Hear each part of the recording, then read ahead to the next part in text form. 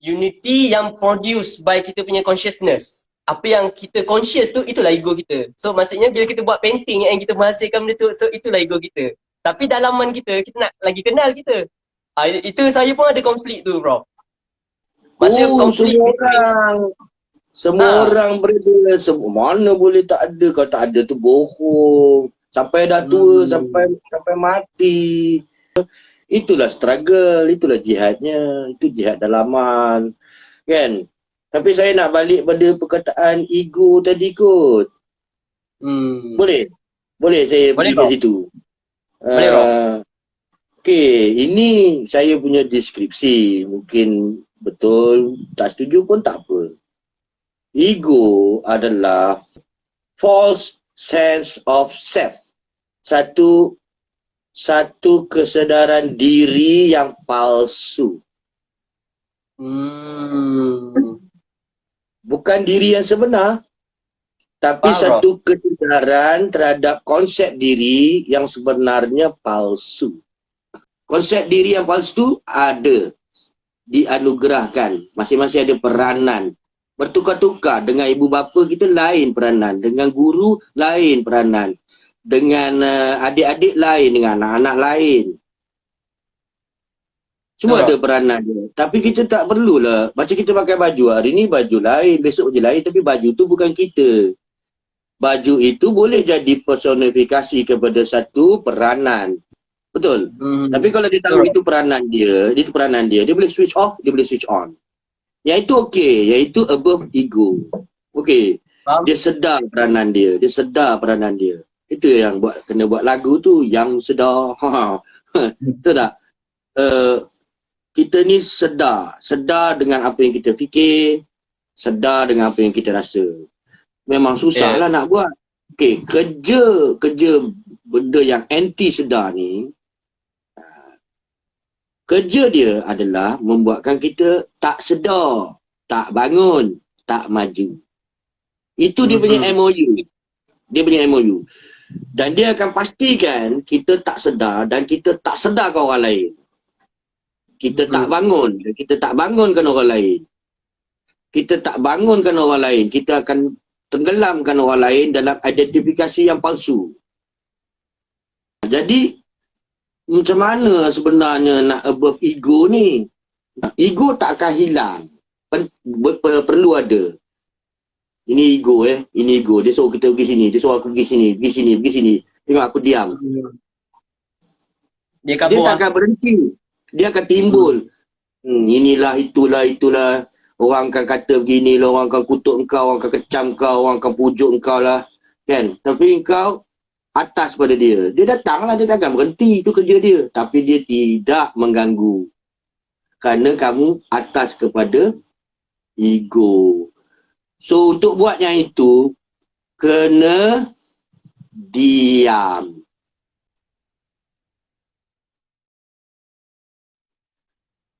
Apa dia yang dikatakan benda tu?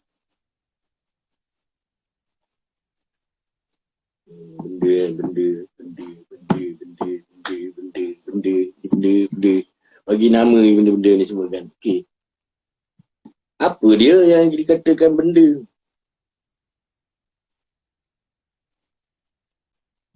Benda ini ilusi.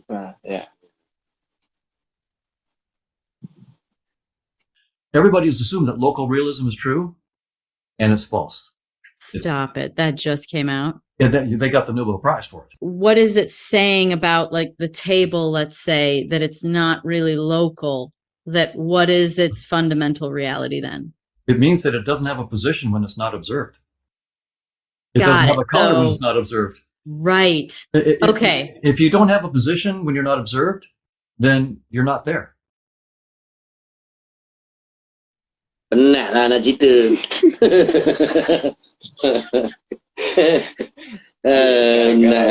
Benda. Jadi saya terus buat conclusion je kan. Pernah saya buat satu pembentangan lah dalam satu seminar tentang falsafah. Adalah seorang bertanya. Jadi kesimpulannya Cik Asnur mengatakan yang benda ni ilusi lah. Saya jawab tanpa ragu-ragu. Tanpa ragu-ragu.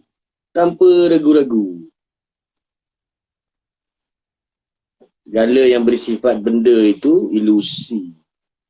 Sementara. Pinjam aja. That's why local realism is false, because the space, time, and objects that we see are all of VR.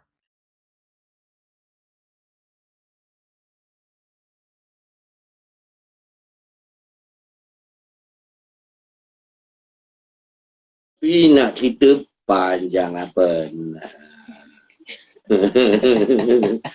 Masalah dia bila kita dihijabkan, dipekatkan bising itu, sehingga kita mengatakan benda itu mempunyai kewujudan yang mutlak di luar pemerhati, penyaksi. Berdiri sendiri benda tu. Bila kita secara tak sengaja diserap oleh pemikiran begitu sejak daripada kita kecil, jadilah kita bergantung pada benda. Tapi bukanlah pula nak mengecam dan menolak. Sebab kita diuji kan. Ilusi ni apa peranan dia? Benda yang kita alami dalam hidup sebagai hidup benda ni, hidup berjasad, hidup dalam satu ilusi yang kita panggil alam fizikal, kerja dia adalah menguji.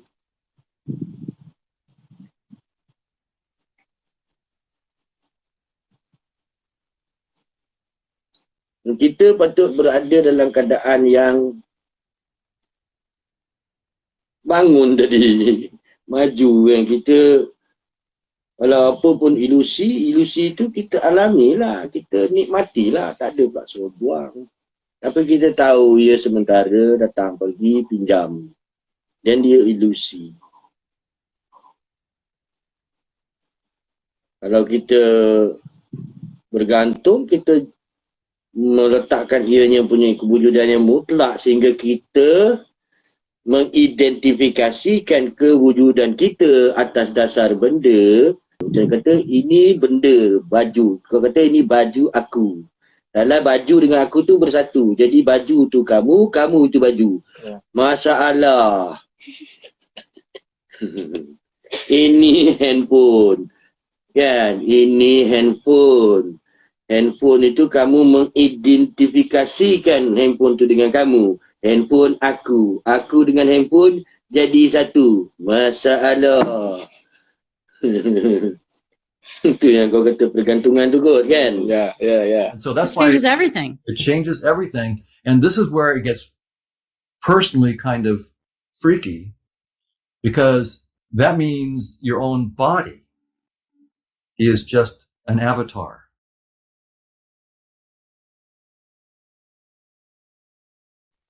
Ini kopiah.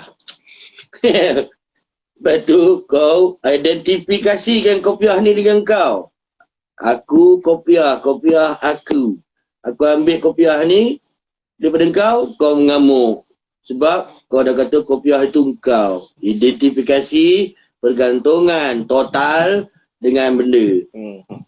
Problem, penat lah nak cakap.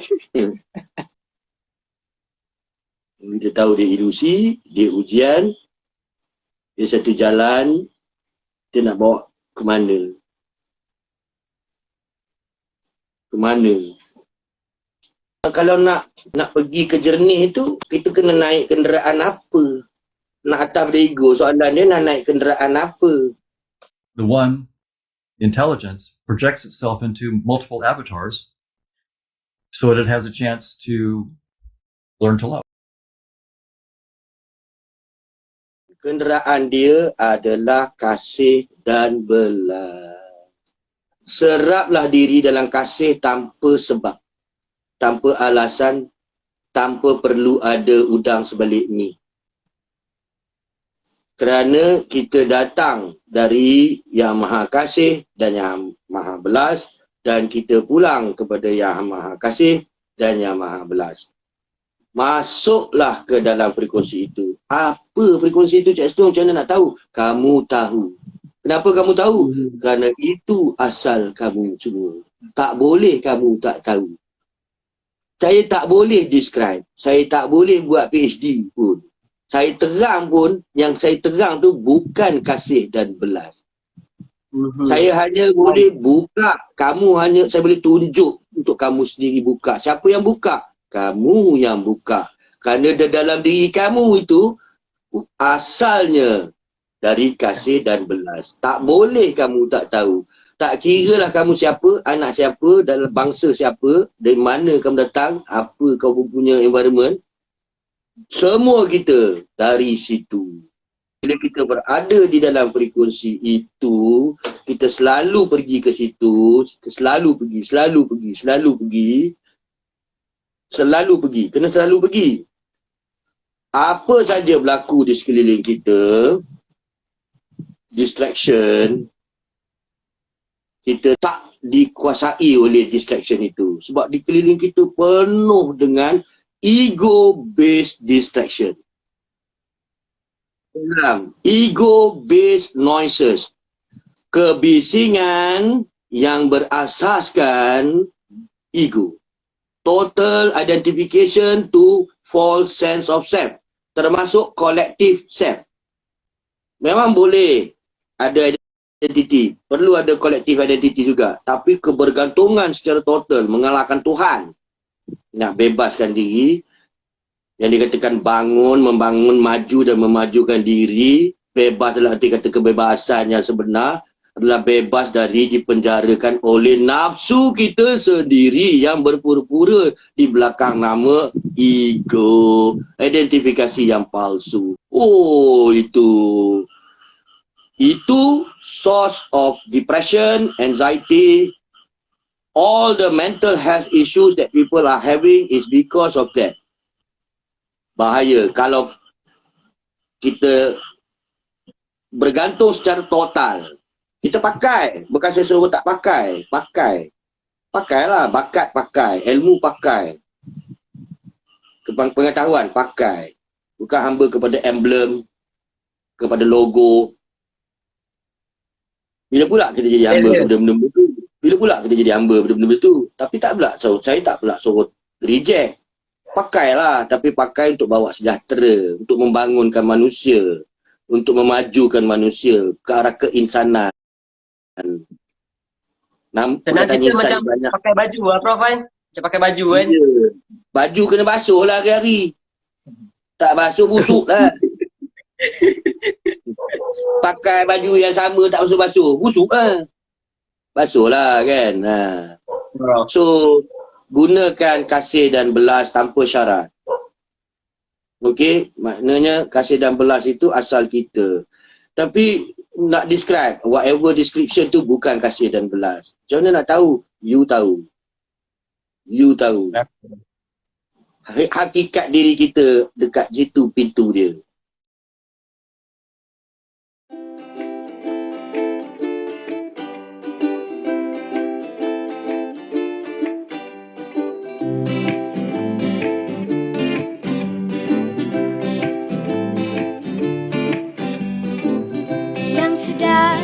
Bagaikan irama muzik bergetar, tiada kaku dan beku yang membisik dan melembutkan kasarmu. Senyumlah pada tiap pujian, bersyukur atas semua kurniaan. Ku tanam dalam tiap penggalan untukmu menjadikan pedoman. Setiap sekarang, oh pedoman. Setiap sekarang, Setiap sekarang